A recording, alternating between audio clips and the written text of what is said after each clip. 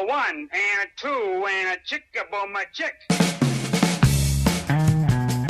So I was just on the phone with one of my remodeling clients, and we were talking about some recent projects and more broadly, just his overall kind of financial situation. And he was saying things like, where did the money go? We aren't making any money on this project. He was throwing out some thoughts like, maybe I need to sub out more of my work and cut back on my self-performed / in-house labor. These are questions and thoughts that he was having as we were discussing it. And if you kind of hear those questions, they were just a lot of hypotheses, a lot of, well, maybe it's this or maybe it's that.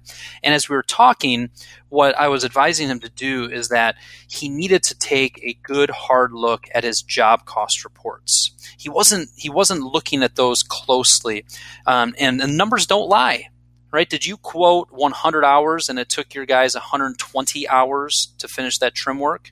If so, you lost gross profit dollars that you were expecting.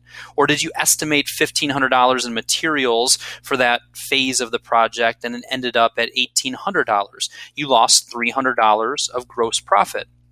So spend some time digging into the job cost reports for recent projects you've completed. Really, all we're looking to simply do is to look at what you expected to make.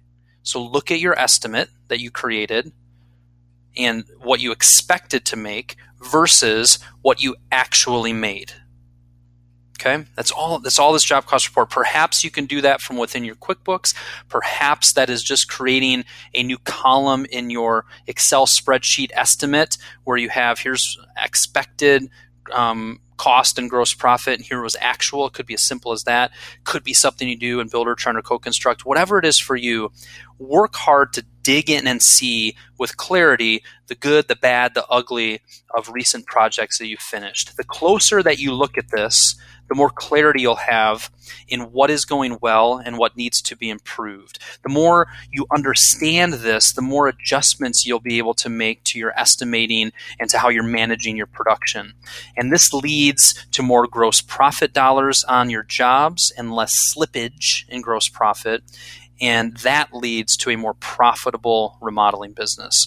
So the key takeaway here is to take the time to dig into your job cost reports. If you have any questions on how to do this, don't hesitate to reach out to me. Shoot me an email, shoot me a text.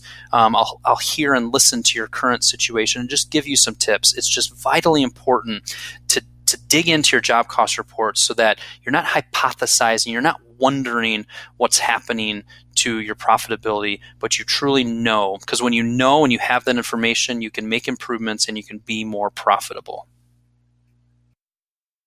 In one of my Remodeler Circle groups this month, the 8 companies in that group are going to submit a job cost report example ahead of time, and we're going to spend our entire mastermind meeting studying those job cost reports, allowing each member to ask each other questions and learn from each other.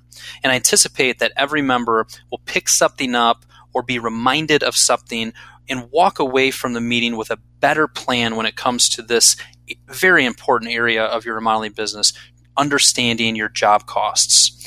I'm starting a couple new Remodeler Circle groups here in the fall, or if you're listening to this, you could be listening to this years from now.